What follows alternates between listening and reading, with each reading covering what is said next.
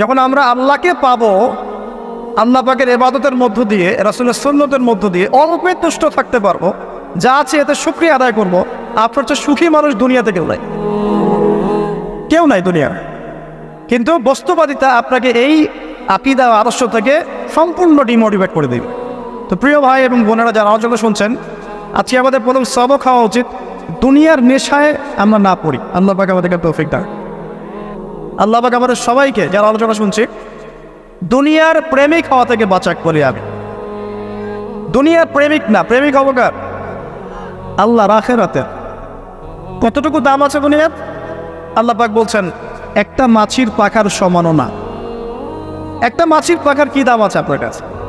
আল্লাহ পাক বলছেন পুরো দুনিয়ার দাম আমার কাছে যদি একটা মাছির পাখার সমান হতো, তাহলে এই দুনিয়াতে কোনো কাফের মুশরিক পানি পান করতে পারতো না। তার মানে এই দুনিয়াতে যা করো করো, আমার তো কোনো দামই নাই দুনিয়ার। কালকেই তো আমি দুনিয়া ধ্বংস করবো। আর ওই যে দুই জাতির কথা বললাম, জিন এবং মানব জাতি, আপনারা সূরা আর রহমান পড়বেন। রহমান নামটা অনেক ব্যাপক দয়াময়ের নাম, তার মানে আল্লাহ পাক মার্সিফুল, মোস্ট মার্সিফুল। কিন্তু এই সূরা আর রহমানেই একটা ভয়ঙ্কর আয়াত আছে, কি? সানাফরুগু লাকুম আইয়ুহাস সাকলান। হে মানুষ এবং জিন, হে মানুষ এবং জিন, শীঘ্রই আমি তোমাদের দুইটা জাতিকে ডিল করার জন্যে পারেক হচ্ছি, অপেক্ষা করতে থাক। মানে আল্লাহ পাক কুল্লু ইয়াউমিন হুয়া ফি শাআন, মানে আল্লাহ পাক কি করেন? সবসময় তার কাজে ব্যস্ত আছেন। মহাবিশ্বের তো গ্রহ নক্ষত্র গ্যালাক্সির অভাব নাই, মাখলুকের কোনো অভাব নাই। আল্লাহ পাক প্রত্যেকটা মুহূর্তেই তার কাজে ব্যস্ত আছে, তার কাজে শানে ব্যস্ত আছে। কিন্তু এই ব্যস্ততা থেকে ফারেক হবেন কাদের জন্যে? মানুষ আর জিনের জন্য। সুবহানাল্লাহ, মানুষ আর জিনের জন্য। আল্লাহ পাক বলছেন সানাফরুগু লাকুম আইয়ুহাস সাকলান। দাঁড়াও, দুনিয়ার মধ্যে এইসব করে বেড়াচ্ছ, তোমাদের দুই জাতির জন্য আমি অচিরে ফারেক হব ইনশাআল্লাহ। ওইটাই হলো কিয়ামতের দিন। যদি ওই দিনটা আমরা মাথায় রেখে চলি, ইনশাআল্লাহ আমরা কেউ বস্তুবাদী হব না ইনশাআল্লাহ। আল্লাহ পাক আমাদের সবাইকে দুনিয়া মুসাফিরের মতো থাকার তৌফিক দান করুন। আমরা উন্নতি করব, অবশ্যই অগ্রগতি করব, আমরা সব কিছুই করবো, কিন্তু দুনিয়ার পূজায় ডুবে যাব না। এটা একটা বড় চ্যালেঞ্জ। মানে মধ্যমপন্থী থাকতে হবে, না একদম গোলানো মার্কা আর না চরমপন্থী, মাঝামাঝি থাকার চেষ্টা করতে হবে। আল্লাহ তৌফিক দান। ঢাকাবাসীর জন্য এর চেয়ে বড় কোনো নসিহত হতে পারে না। আর ঢাকার মতো যত মানে সিটিজ, মেগা সিটিজ আছে সারা ওয়ার্ল্ডে, তাদের জন্য এটাই প্রথম নসিহত, বস্তুবাদিতা ত্যাগ করতে হবে, বস্তুবাদিতা। আল্লাহ পাক আমাদের সবাইকে বাকির খাতা পূর্ণ করার তৌফিক দান। এখন একটা লক্ষ্য পেলাম কি জন্য দুনিয়া এসেছে? আপনার ইবাদত করার জন্য। এখন অনেকে ভুল বুঝে প্রশ্ন করতে পারে, তাদের জ্ঞানের স্বল্পতা। আমি ওদেরকে দোষারোপ করবো না, কারণ আমাদের শিক্ষার সমস্যা আছে। আমরা তো সবার মাঝে ইসলামিক সার্বজনীন শিক্ষা দিতে পারছি না। এই কারণে অনেকে প্রশ্ন করতে পারে, তাহলে কি সারা জীবন আল্লাহ বিল্লাহি করতে হবে? আমি কি সারা জীবন তাসবিহ তাহলিল জিকির আজকার নামাজি পড়ে বেড়াবো? তাহলে এটা হলো তার ভুল বুঝ। এই আয়াত সম্পর্কে ভুল ব্যাখ্যা। সঠিক ব্যাখ্যাটা কি? সঠিক ব্যাখ্যা হচ্ছে সূরা হাশরের 7 নম্বর আয়াত। কত নম্বর? সূরা হাশর 7 নম্বর আয়াত। আল্লাহ পাক বলছেন ওয়ামা আতাকুমুর রাসূলু ফাখুযুহ। রাসূলুল্লাহ সাল্লাল্লাহু আলাইহি ওয়াসাল্লাম তোমাদেরকে যা যা দিয়েছেন সব নিয়ে নাও। ওয়ামা নাহাকুম আনহু ফান্তাহু। রাসূল যা থেকে বিরত থাকতে বলেছে সমস্ত বিষয় থেকে দূরে থাক। এখন এই আয়াতটাকে সামনে রেখে কোরআন সুন্নাহকে যদি আমরা ঘাঁটি, আমরা দেখব রাসূলুল্লাহ সাল্লাল্লাহু আলাইহি ওয়াসাল্লাম পেশাব পায়খানা ইস্তেঞ্জা করা থেকে শুরু করে রাষ্ট্র চালানো পর্যন্ত প্রতিটা কাজের হেদায়েত দিয়ে গেছেন। আলহামদুলিল্লাহ, এটা কেউ মানি বা না মানি দিয়ে গেছেন, এটা বিশ্বাস করতে হবে। আমল করতে পারি বা না পারি, নবী দিয়ে গেছেন, বিশ্বাস করতে হবে। দলিল চাচ্ছেন, আপনি সহিহ বুখারী খোলেন, মুসলিম খোলেন, তিরমিজি, নাসাই, আবু দাউদ এগুলো খোলেন, দেখবেন আপনি ইস্তেঞ্জা করবেন কিভাবে, বসবেন কিভাবে, ঢোকার সময় কোন পা দিয়ে ঢুকবেন, বের হওয়ার সময় কোন পা দিয়ে বের হবেন, ইস্তেঞ্জা করার সময় কথা বলতে পারবেন কিনা, কতটুকু বলতে পারবেন, গোসল কেমন করে করবেন, ওযু কিভাবে করবেন, আপনি আগে কি পা থেকে শুরু করবেন নাকি হাত থেকে শুরু করবেন, কিভাবে নামাজ পড়বেন, আগে গিয়ে কি সেজদা করবেন নাকি ইকামত হবে, আজান হবে, আল্লাহু আকবার তাকবীর দিবেন, কিভাবে নামাজ শেষে বের হয়ে আপনি ব্যবসায় চলে যাবেন, কিভাবে আপনি ব্যবসা করবেন, কিভাবে চাকরি বাকরি করবেন, সমাজের মানুষের সাথে মেলামেশা করবেন, মানুষকে দিনের দাওয়াত দিবেন, ইভেন কিভাবে আপনাকে যদি আল্লাহ ক্ষমতা দেন আপনি কিভাবে সোসাইটি মেনটেন করবেন, সমাজ এবং রাষ্ট্র মেনটেন করবেন, প্রতিটা হেদায়েত খুঁটিনাটি কোরআন এবং সুন্নাহ দিয়েছে আমাদেরকে। এই বিশ্বাস আগে রাখতে হবে। এই বিশ্বাস না রাখলে কেউ মুসলিম হতে পারবে না। I am very sorry to say, এই বিশ্বাস না করলে কেউ মুসলিম হতে পারবে না। আগে বিশ্বাস, তারপরে কাজ করতে পারেন কি না সেটা পরের ইস্যু। এবং আমি বলে দিচ্ছি, এই যুগে আপনি 100% পারবেন না, সিম্পল। এই যুগে আপনি 100% পারবেন না, এটা স্বাভাবিক। কারণ এই পুরো বিশ্বটা তো ইসলামাইজড না। পুরো বিশ্ব কি ইসলামাইজড? বরং পুরো বিশ্বটা কুফরের উপর আছে। কিসের উপর আছে? পুরো ওয়ার্ল্ডটাই কুফরের উপর আছে, পুরো ওয়ার্ল্ডটাই। একটা এক্সাম্পল আমি প্রমাণ করতে পারি, একটা এক্সাম্পল খালি। আল্লাহ পাক বলছে সূরা মুলক, রাতের বেলা পড়তে হয় না সূরা মুলক? রাতের বেলা সূরা মুলক পড়তে হয়, যে পড়বে তার কবরের আযাব হবে না ইনশাআল্লাহ। কবরের আযাব থেকে আল্লাহ পাক তাকে বাঁচাবেন ইনশাআল্লাহ। সূরা মুলক তেলাওয়াত করতে হবে রাতের বেলা। এই সূরার প্রথম আয়াতে আল্লাহ বলেছেন তাবারাকাল্লাযী, বরকতময় সেই আল্লাহ, বিয়াদিহিল মুলক, যার হাতে পুরো মহাবিশ্বের ক্ষমতা। কার ক্ষমতা? তাবারাকাল্লাযী বিয়াদিহিল মুলক, বরকতময় সেই আল্লাহ যার হাতে পুরো মহাবিশ্বের ক্ষমতা, সার্বভৌমত্ব। ক্ষমতার বাংলা কি বলতে পারি আমরা? এটাকে ইংরেজিতে আপনারা কি বলেন? আপনারা বলেন সভারেন্টি। কি বলেন? সভারেন্টি বিলংস টু আল্লাহ। এখানে সভারেন্টি বিলংস টু কে? আল্লাহ। কিন্তু এই পুরো বিশ্বের সার্বভৌমত্বের মালিক কি এখন আল্লাহ বাকি আছে? মানুষ নিজের হাতে নিয়ে নিয়েছে। কথা বুঝতে পারছেন? পুরো বিশ্বে আল্লাহর সার্বভৌমত্ব চলে এখন, মানুষের সার্বভৌমত্ব চলে এখন। তো পুরো ওয়ার্ল্ডটাই কুফরের উপর আছে না? বিশ্বটাই কুফরের। এখন বাদ দেন, এই ওয়ার্ল্ডে আপনি 100% ইসলাম ডিল করতে পারবেন না, সিম্পল।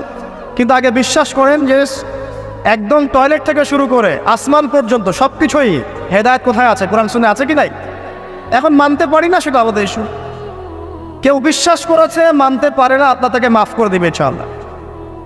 বিশ্বাস করেছি, মানতে পারিনি, আল্লাহ মানে বিশ্বাস করেছি, আমল করতে পারি না, এটা আল্লাহ। আমল করতে গিয়েছি, প্রতিবন্ধকতা পেয়েছি, সমাজ এমন ছিল না, বিশ্ব এমন ছিল না, আমি পারি নাই, আল্লাহ মাফ করে দাও, ইনশাআল্লাহ আল্লাহ মাফ করে দেবে ইনশাআল্লাহ। কারণ আল্লাহ পাক বলেছেন, কারো আমল নামায় যদি শিরকের পাপ না থাকে, যে কোনো গুনাহ আল্লাহ যাকে ইচ্ছা মাফ করে দেবে।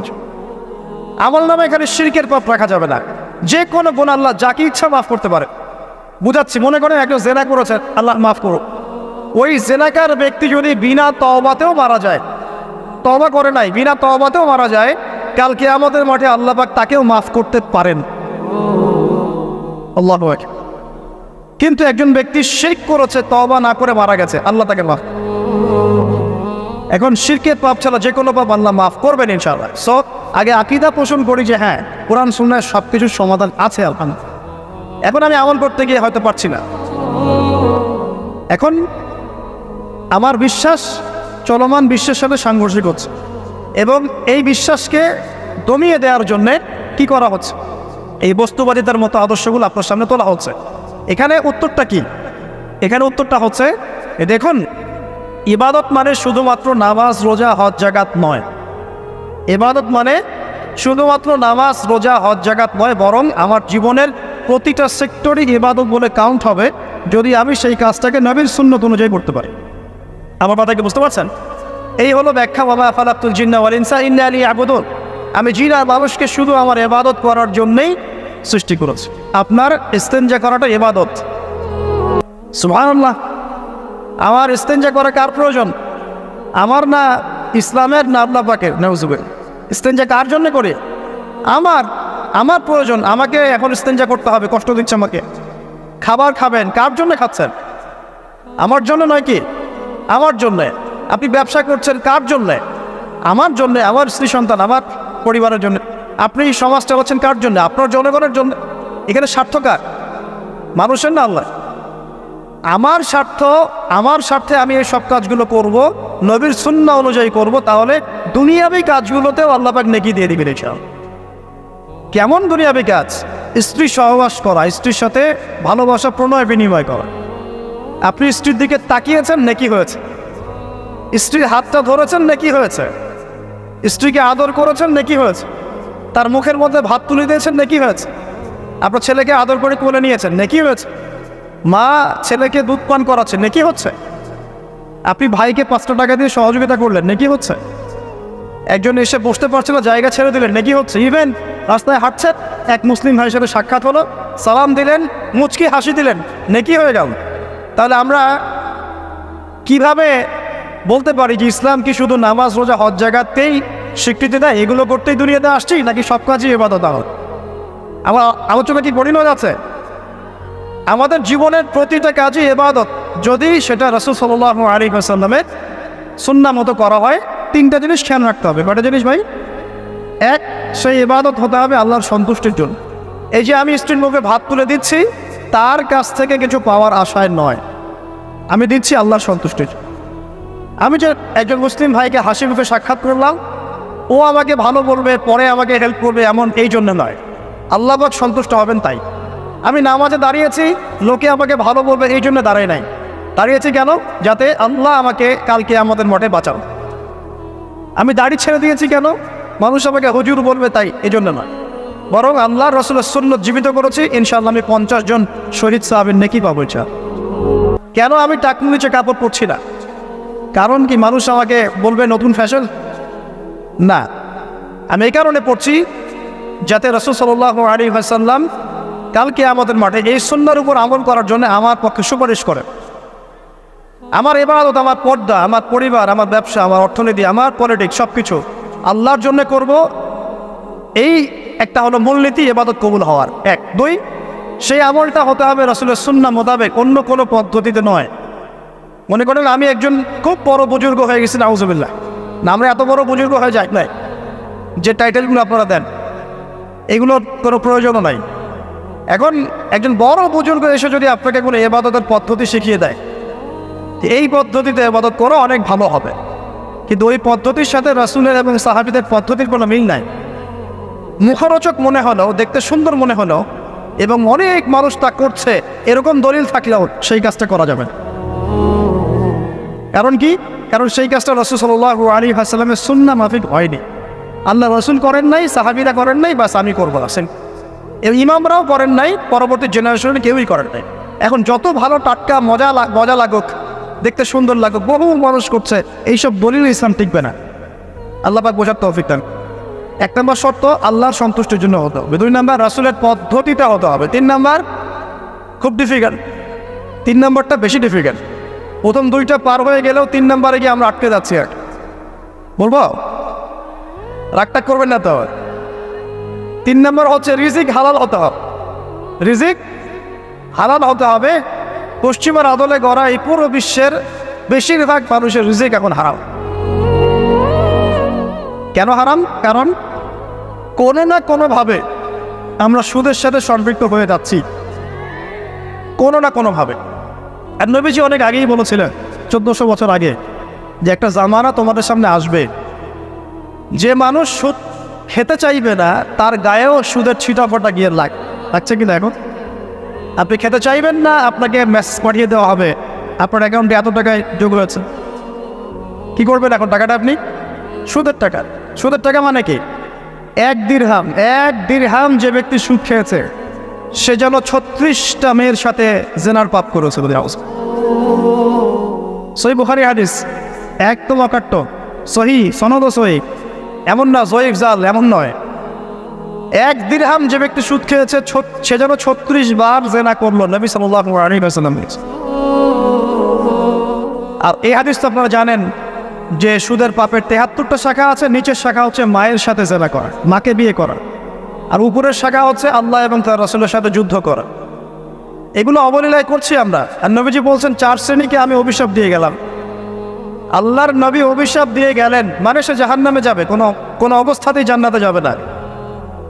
ইল্লা মাশা আল্লাহ। 1, যে সুদ খায়। 2, যে সুদ দেয়। 3, সাক্ষী থাকে। 4, লিখে রাখে। এখন বলেন এই সিস্টেমের বাইরে কতজন মানুষ আছে? এর বাইরে আবার আছে যাকাত না দেয়া, সম্পদ হারাম হয়ে যাচ্ছে। এর উপর আবার আছে ঘুষ জানাদির অনেক সময় চাকরি বাকরি হয় না। আস্তে আস্তে এগুলো আমরা ট্রেডিশন বানিয়ে নিয়েছি। এক সময় আমরা, শোনেন, এটাকে বলা হয় নিউট্রালাইজেশন, মানে স্বাভাবিকীকরণ। খুব কঠিন টার্ম বলে ফেলছি মনে কিছু কিছু। যেমন আগে ধর্ষণ হলে আমরা খুবই সোচ্চার ছিলাম এবং সারা এলাকা ফেটে যেত, এত বড় কথা। কেউ মাপে কম দিলে, ধরা পড়লে চক্ষু লজ্জায় সে সমাজে চলতে পারতো না। কেউ চুরি করলে চক্ষু লজ্জায় বের হতে পারতো না। আস্তে আস্তে আস্তে আস্তে আস্তে আস্তে এই যে মাপে কম দেয়া বলেন, সুদ বলেন, জেনা বলেন, আস্তে আস্তে পাপগুলোকে আমরা নিউট্রালাইজেশন করে ফেলেছি, নিউট্রালাইজ হয়ে গেছে। হ্যাঁ, দর্শন ডেইলি 4-5টা হয়, সুদ সবাই খায়, আমিও খাই, যে না তো সবাই করে, বয়ফ্রেন্ড গার্লফ্রেন্ড ফ্রি মিক্সিং আছে, আমি করলে সমস্যা কি? ওর তো 4টা, আমার তো মাত্র 1টা। ওর চেয়ে আমি ভালো। ওর 5টা বয়ফ্রেন্ড, আমার তো 1টা। ওর 4টা গার্লফ্রেন্ড, আমার তো 1টা। আমি তো ভালো। আমার ছেলে খুব ভালো, শুধু মাঝে মাঝে একটু ড্রিঙ্কস করে, ব্যাপারটা এরকম আর কি। তো এই যে পাপকে নিউট্রালাইজেশন করা হচ্ছে আস্তে আস্তে স্বাভাবিকীকরণ, এই ফ্লোতে আমরা মোটামুটি সবাই পড়ে গিয়ে রিজিক হারাম হয়ে যাচ্ছে। ঘুষ দিতে হয়, এটা চাকরি হবে না। আবার দেখেন, জাকাত না দেওয়ার মধ্য দিয়ে রিজিক হারাম করে ফেলছি, সুদ খাওয়ার মধ্য দিয়ে করছি, ঘুষ নেওয়ার মধ্য দিয়ে করছি, কোনো কোনো ক্ষেত্রে করাপশন, অন্যের সম্পদ আত্মসাতের মধ্য দিয়ে করছি। এর বাইরে যারা ব্যবসা করছি, আমরা যে দুধে দেওয়া তুলসী পাতা এমনও নয়, কোনো কোনো সময় মাপে কম দিচ্ছি। এই যে টাটকা জিনিস বলে ভেজাল খাওয়াচ্ছি, 3 দিনের বাসি তেল দিয়ে ইফতার রান্না করে খাওয়াই দিবে, বলবে একদম টাটকা জিনিস।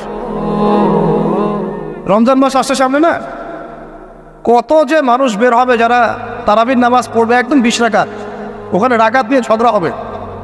ঠিক ওরাই যখন দেখবেন বিকালে দুপুরে ইফতার বিক্রি করবে, বিভিন্ন পণ্য বিক্রি করবে, দেখবেন যে দুনিয়ার বাসি পচা আপনাকে খাওয়াই দেবে। এই শ্রেণীর মানুষের ধারণা যে লা ইলাহা ইল্লাল্লাহ শুধু মসজিদে আছে, বাজারে নাই। এতে ধারণা লা ইলাহা ইল্লাল্লাহ মুহাম্মাদুর রাসূলুল্লাহ এটা মসজিদে আছে, বাজারে সমাজে অন্য জায়গায় নাই, এটা তাদের ধারণা। তাদের এই ধারণা অচিরেই ভাঙবে যখন মৃত্যুর দূত চলে আসবে, তখন বুঝবে লা ইলাহা ইল্লাল্লাহ একটা সার্বজনীন কালিমা, যেটা জীবনের সব ক্ষেত্রেই চলতে হবে। আল্লাহ পাক আমাদেরকে বোঝার তৌফিক দান। তো ব্যবসা করছি আলহামদুলিল্লাহ, অ্যাটলিস্ট সুদ খাচ্ছি না। তবে এতটুকু মনে রাখবেন, ব্যবসায়ীদের অসততার কারণে, আমানতের খেয়ানতের কারণে একটা আযাব আসে। হাদিসের মধ্যে আসছে একটা আযাব আসে। নবীজি বলেছেন, যখন একটা জাতির ব্যবসায়ীরা মাপে কম দেওয়া শুরু করে, মিথ্যা কসম করে পণ্য বিক্রি করা শুরু করে এবং আমানতের খেয়ানত করে, তখন ওই জাতির উপর দুর্ভিক্ষ চাপিয়ে দেওয়া হয়। কি চাপিয়ে দেওয়া হয়? দুর্ভিক্ষ চাপিয়ে দেওয়া হয়। মনে করছেন যে হয়তো দুর্ভিক্ষ নাই, পুরো ওয়ার্ল্ড ওয়াইড একটা নীরব দুর্ভিক্ষ চলছে এখন আস্তে আস্তে। সকালে একটু আগে বলেছিলাম না, গরিব মানুষ আলু ভর্তা, ডাল আর ডিম ভাজা দিয়ে ভাত খেত আগে, এখন তারা বলে আমরা ডিমই দেখতে পারি না চোখে। ডিমও খাওয়ার এখন সামর্থ্য হচ্ছে না অনেকেরই। আপনি শোনেন, আমি একটা জব করতাম, মনে করেন স্যালারি পেতাম 5,000 টাকা, এখন পাচ্ছি 10,000 টাকা। কিন্তু 10,000 টাকা স্যালারি পাওয়ার পরেও আগে 5,000 টাকা দিয়ে আমি সংসার চালাতে পারতাম, এখন 10,000 টাকা দিয়ে পারছি না। কারণ কি? কারণ হচ্ছে মুদ্রাস্ফীতি, দ্রব্যমূল্যের ঊর্ধ্বগতি, এর পাশাপাশি আছে আমানতের খেয়ানত করা, করাপশন এবং কিছু অসৎ ব্যবসায়ীর এই দুরভিসন্ধি।